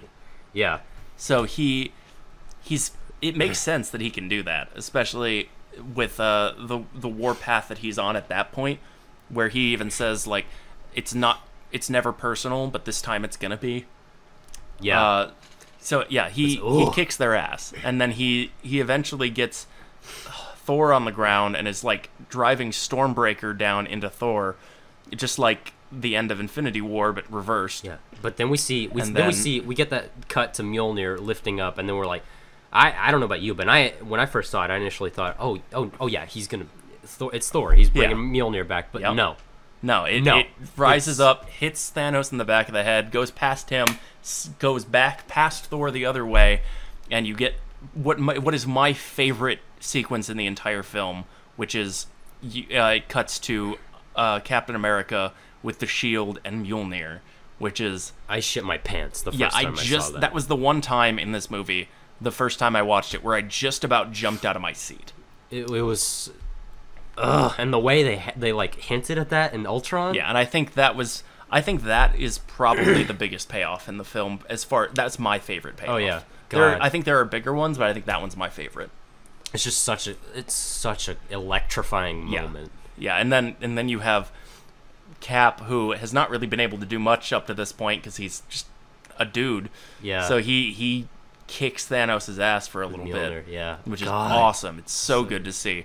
But it wouldn't have made sense if he could have beat Thanos like that, because Thor had both and couldn't do it, and he's much stronger than Cap. So eventually Thanos does get the drop on him, knocks the hammer away, and then just starts hacking away with his sword, cutting like the top half of the shield away, knocking Cap down, and then calling in his whole army.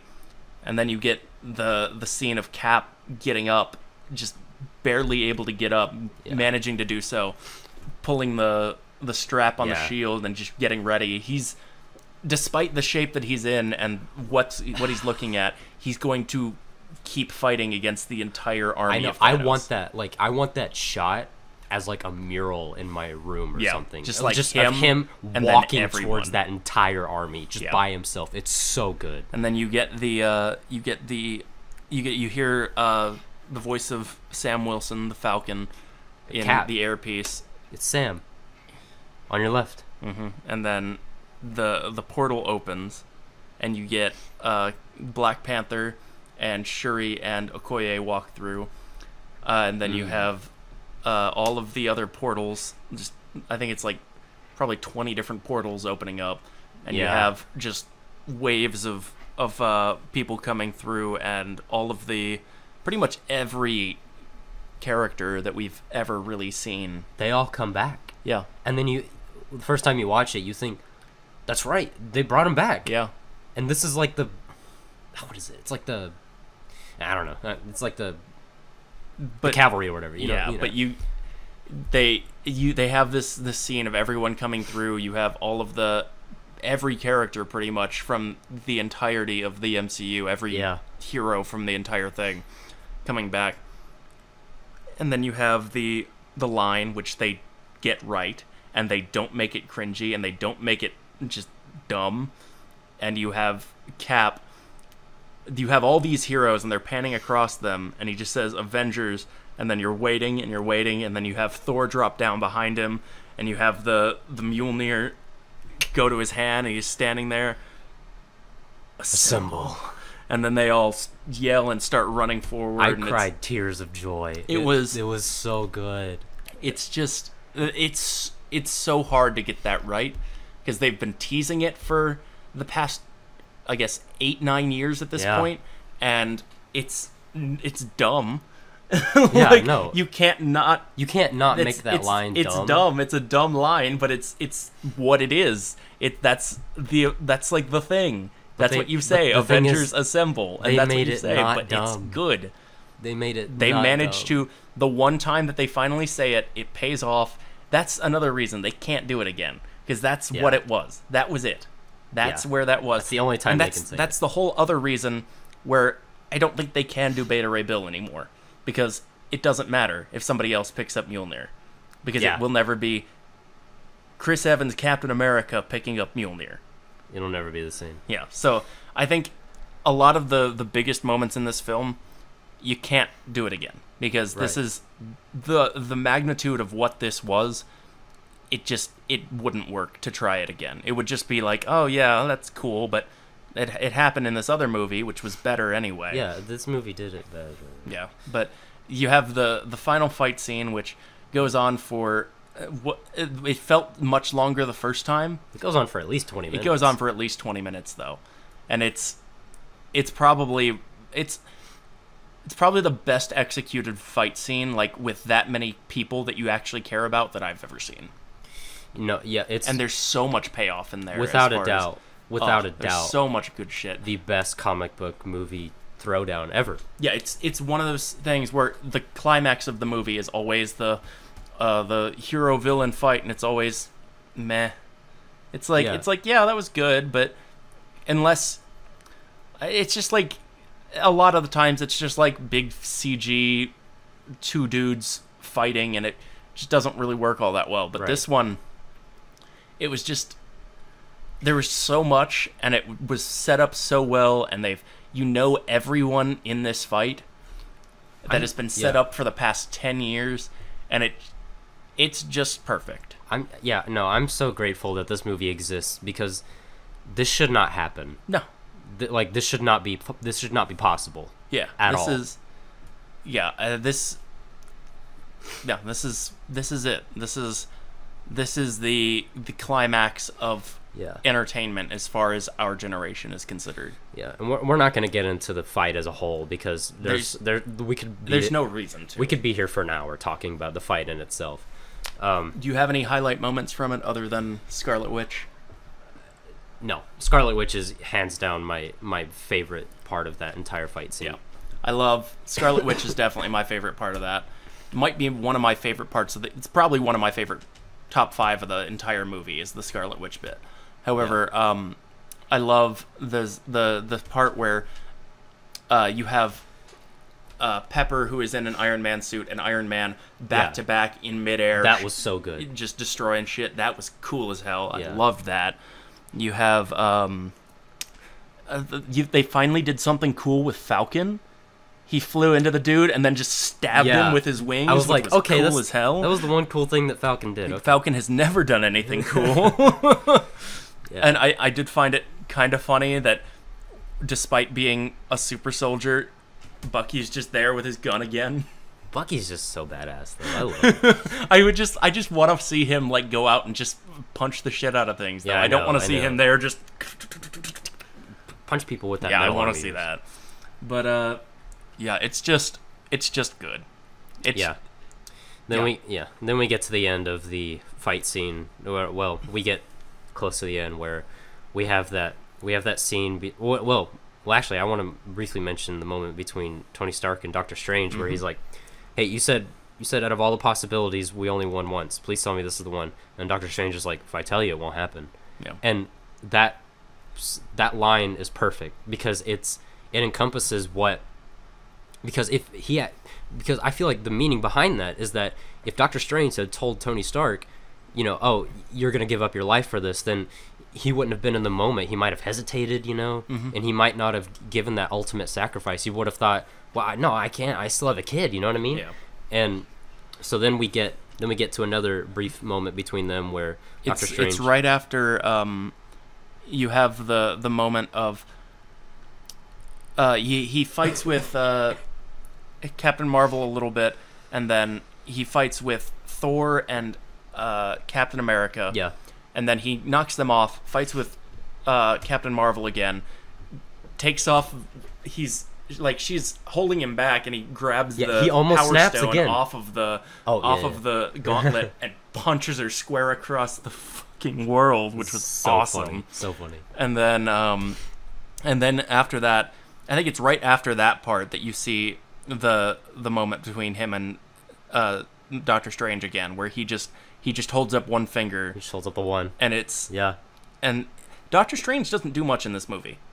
Yeah, he doesn't do much. I think he has like a grand total of 5 minutes of screen time. In this movie. He has the big moment where he's like portaling people through, and then he pretty much just holds up the water for the rest of the fight. He's basically just keeping the water from flooding where they are, because they're right on the coastline. But yeah, he has his one little moment where he does confirm to Tony that this is where they're gonna win. Yeah, and then Tony goes in and he's about to fight. He's gonna fight Thanos. And he's like grabbing the gauntlet, keeping him from snapping, and he gets knocked away pretty quick. Yeah. But then Thanos, once again, like he said earlier, says he's inevitable and snaps. I am inevitable. And then nothing happens. Nothing happens. And then he, which a lot of people laughed at. Which it is funny. It's not to me a ha funny. It's just like a. It's definitely like an oh shit. Yeah, it's a good moment, and I would not laugh at it. I think it's just a cool moment. It's so good. Yeah. I didn't find it as funny as a lot of people did, but it's such a good moment. But then and then we see that reveal of Tony Stark's the gems crawling across his gauntlet, up his gauntlet, and setting into place. Which is weird because like. This is just a nitpicky thing, but like we see Hulk, one of the strongest Avengers, having to go through all that turmoil, just putting the gauntlet on for the first time. Yeah, I did think it was a little bit weird. That's the one little bit about that was that. Then Tony Stark just puts it on no problem. Yeah, yeah. It's a little bit weird, but then we get. Oh man, do you want? I'll let you have it. The line that he gives, the iconic line. I mean, it has to be this. It ends the same way that the first one does. Yeah, which is. I am Iron Man, which had to be the ending of it because that was it. Yeah, that was how this whole thing started, and then he snaps and all of the Thanos' forces disintegrate, and then he sits down and you just see him just sitting there, understanding what's happening, and then him also dusting away, and then so good, and then you have Tony's final moments with Rhodey, which I think was nice, with Spider-Man, which hit me harder the second time than the first time. His little moment with Spider-Man, I thought it was a little bit weird the first time, but the second time I really liked it. And then with Pepper, who had earlier told him, when he was talking about how he could, when he figured out time travel and he was going to he could help them, he said, that he could just put a pin in it and be done. Yeah. And she says, but could you rest after that? And then he goes and does it. And then he's there dying, and she says, you can rest. We'll be okay. And then he does. He dies. Yeah. And then you have the funeral for Tony Stark, which was very good. They brought back the kid from Iron Man 3. Before that, we have cool. The... No, yeah, that was cool. But before that, we have the moment where we just have like a lot of good moments where the music and everything just about these sequences is just blended together so well. It pulls all of the emotions out of you. Yeah, it just pans. It goes over It is done masterfully. Yeah, you have a wreath floating in the lake that has the proof that Tony Stark has a heart thing on it. So you see that. Yeah. We also get like the pre-recorded hologram of, of Tony Stark talking to his daughter and how everything's going to be okay no matter what, and we get the final line where he's like, I love you 3000. And it and then they have the funeral, and then After that, they cut to Steve, who is going to be the one to take all of the stones back to where they were going to be, where they got them from. Yeah. So then you have a moment between him and Bucky, and they did talk about it. Somebody has talked about it afterward and confirmed that Bucky knew that he wasn't coming back. I love the fact that Bucky knew. Yeah. Because he knows Steve Rogers better than anyone. Yeah. And he's just like... I remember the first time watching it, he was like, I'm going to miss you, pal. Yeah. And I was like, wait, he's coming back, though, right? Yeah. He's got to come back. And he doesn't. Yeah, no. They take him away, and then they go to bring him back a few seconds later, and he just doesn't come back. And then they show a dude sitting on a bench over by the lake, and they walk over, and Sam goes over to him, and it's Cap, and he's like 80, 90 years old. I think he's like 105 at this point. Yeah, so he's just there, which I buy because he is like a super soldier. Yeah, so absolutely. But yeah, he's there, and he stayed and lived his life. And I love his line about it. I figured I would go back and get some of that life that Tony was saying, and I should have. And they asked him how it was. He says it was beautiful. It was beautiful. And that's all it needs to be, because that's all you need for Steve Rogers. And then he talks about Falcon or whatever. He's just like, so you want to tell me about that? And I think he's pointing to the ring on his finger, and he's just like, no, I don't think I will. So then he hands off the shield to Sam Wilson's Falcon, which, after 2 times watching it, still would have rather it was Bucky. I understand why it was Sam. I think it should still be Bucky. Yeah, I still think it should be Bucky, but I understand why they gave it to Sam. I think it'll be fine. I think I would like to see... I hope they don't just gloss over the fact that he doesn't have the same powers as Steve Rogers. Yeah. And him having to actually figure out what to do with all this, because he doesn't have... He's not a fucking everything super soldier, that Steve Rogers has. Like, you can't just pick up that shield and know what to do with it. Right. So I hope they actually play that up, but I don't know if they will. And I hope because I know they're doing a Falcon and Winter Soldier series as well. Okay. So I hope that during that... First of all, I hope that they have at least 1 or 2 episodes with Chris Evans in there. I would like to see that. Yeah, that'd be nice. The old Chris Evans doing something with that. Maybe like a training montage or something. Maybe something like that. I don't know. But just something with him, because they didn't kill him off. They need to do something with that. Yeah. That's my thought. Well, I don't know. I have conflicted feelings about that, because I think that killing him off and just letting him kind of live his life is so fitting, because I think after this, like, he's done. Yeah, absolutely. He's lived his entire life as a soldier, and now he's done.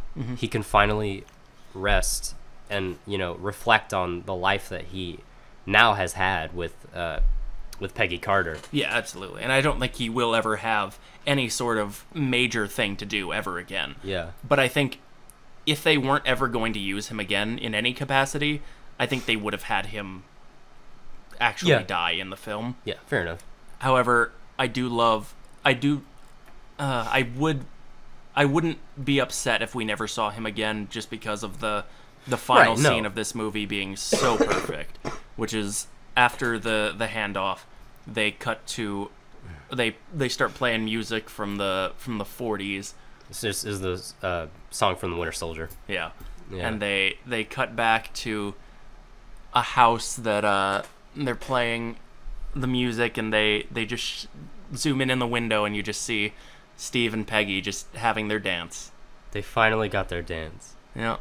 And that's how the film ends, and I don't think there's any way it could have ended better than that. It's just absolute perfection. I can't... No, yeah, you're right. There's no other way they could have ended this movie other than that shot. So, at the end of this film, the ones we've lost 3 of the original 6, if you count Cap, who is no longer Cap. Yeah. So, we lose Tony, Cap, and Black Widow, who are all gone now.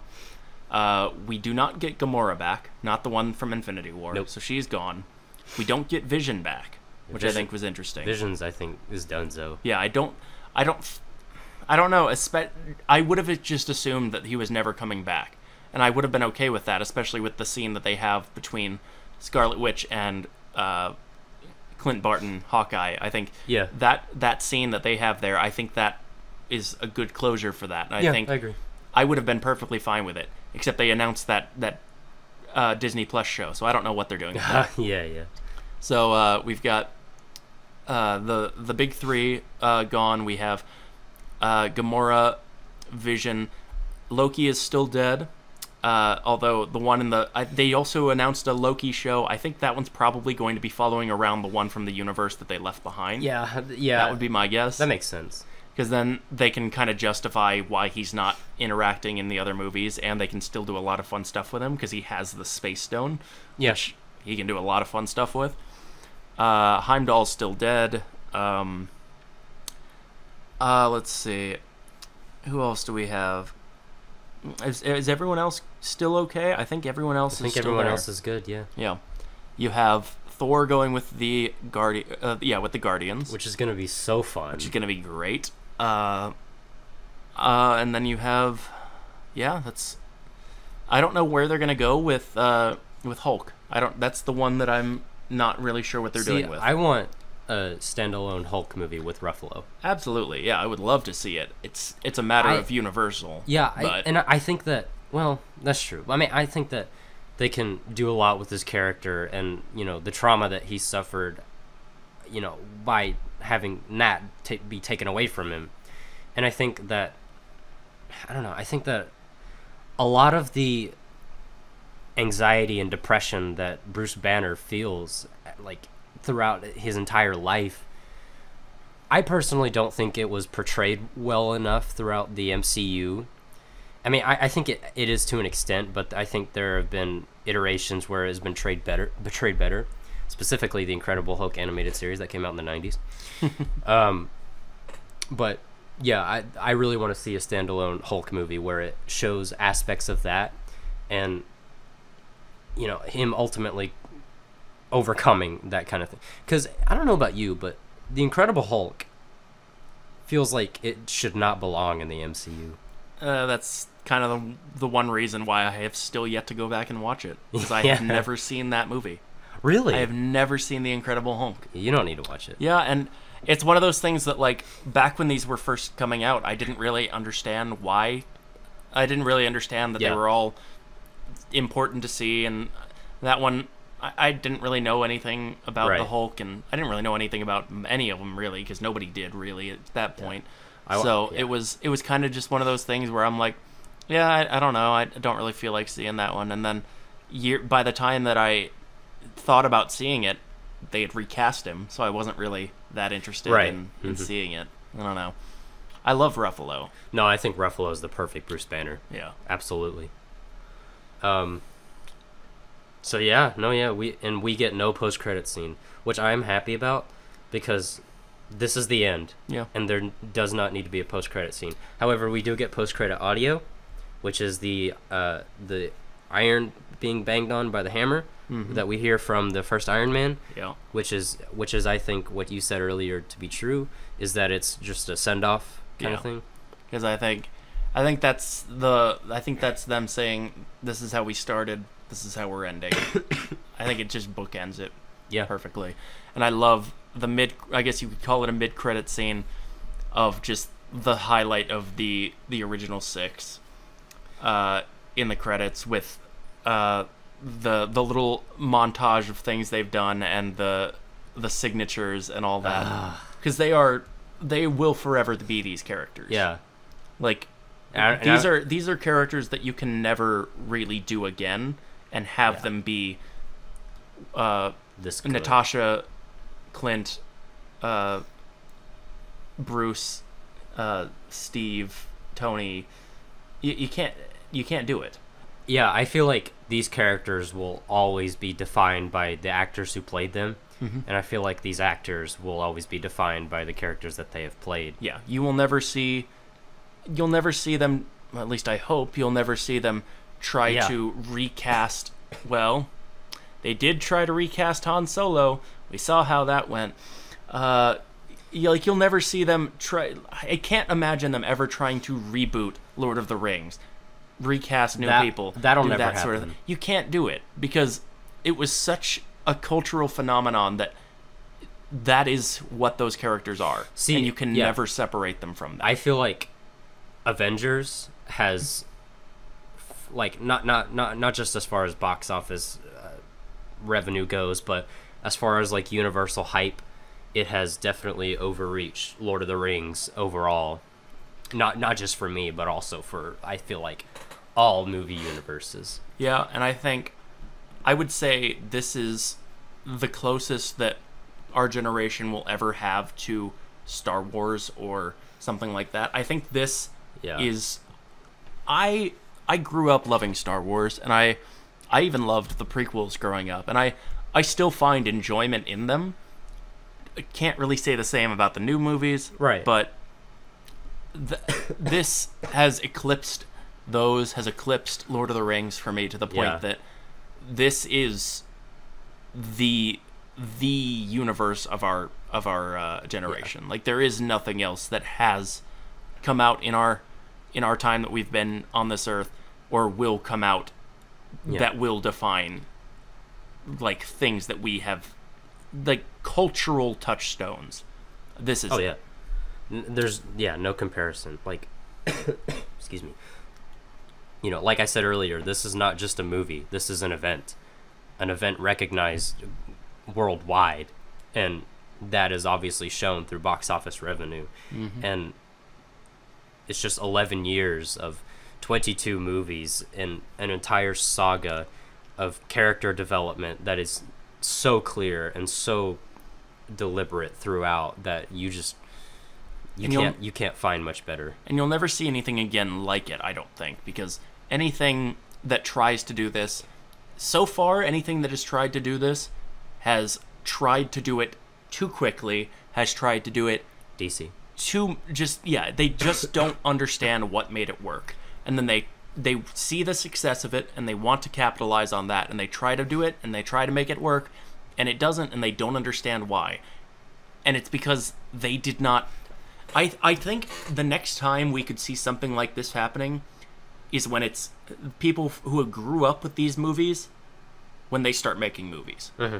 I think the people who started with Iron Man and watched all the way through and let this be a part of their life for this past decade. Oh yeah. When those people start making movies, I think that is what's going to... I think that's when we might see a resurgence in something anywhere close to this. But until then, I don't see it happening. Yeah, no, I agree. Were you there for Iron Man when it first came out in theaters? I can't remember if I saw it in theaters. I think I saw it after it came out, because I think that was back when we had my family had Blockbuster, where you could go in you could just get like movies, and you paid like monthly, and you could just trade in movies and get all that. Yeah. So I think I saw it during that whole thing. So gotcha. That's when Iron Man was first announced, my dad was so excited. Also, shout out to Rob Kington for introducing me to an entire franchise of movies. He took me to see Iron Man, and from that point on, I fell in love, man. Yeah. I read so many comics after that. And I'm so thankful that this universe exists. Granted, I have not seen all of the movies in the MCU. I'll probably will at some point, but there are some films that I feel like aren't very necessary. Mm-hmm. But especially not for a payoff as good as this. But me being someone who has seen a little over half of the movies in the universe. Is that all you've seen? Have you not seen? There have been a lot of films that I have not seen. I haven't seen Guardians 2. Really? Yeah, I have not seen... I haven't seen Dark World, because I was into Thor for when it came out, but I didn't really give a shit about Dark World. What else? I saw all the Captain America movies. Saw all the Iron Man movies. Yeah. What am I thinking of? I don't think I've seen Doctor Strange, actually. Really? Yeah. Okay. I need to watch Doctor That's Strange. interesting. Yeah. I had just assumed that you had seen all of them. I've seen all of them except for Incredible Hulk. That is the one film out of these 21, 22 movies that I have not seen. And yeah, I think we'll have to watch those. So you can you'll have to see those and we'll have to talk about those. Yeah. Cuz I've heard Guardians 2 is great, but I just haven't seen it. Yeah, it's one of those movies that I didn't like as much when I first saw it, but the more I look back on it, I think I like it a little bit better. But I want to see it again eventually, we'll have to see about that. Yeah. Also, Marvel recently announced an entire package of all 22 movies called the Infinity Saga. And I'm buying that shit day one. That's gotta be. I don't care. God, that's gonna be so expensive. Yeah, I don't care. Because it's all gonna be in. It might even be in 4K. Do 4K? My God. Yeah, like they might go for the 4K. Is it Red Ray? Is that what they call it? I'm not sure. The one that I saw was definitely Blu-ray. Yeah. Because those are gonna be expensive. Yeah. God. Yeah. Oh yeah. Yeah. No. So that's that is the end game. That is Endgame. That is the Infinity Saga. The conclusion to it. I think a very fitting conclusion, and one that I don't think I will ever see anything compared to. No, I agree. This is just truly timeless, and I'm so thankful that we were alive during a time like this. Yeah. This will define, I would say, probably this decade of film. Yeah, absolutely. Yeah. All right. Well, any final thoughts? Oh, that is America's ass.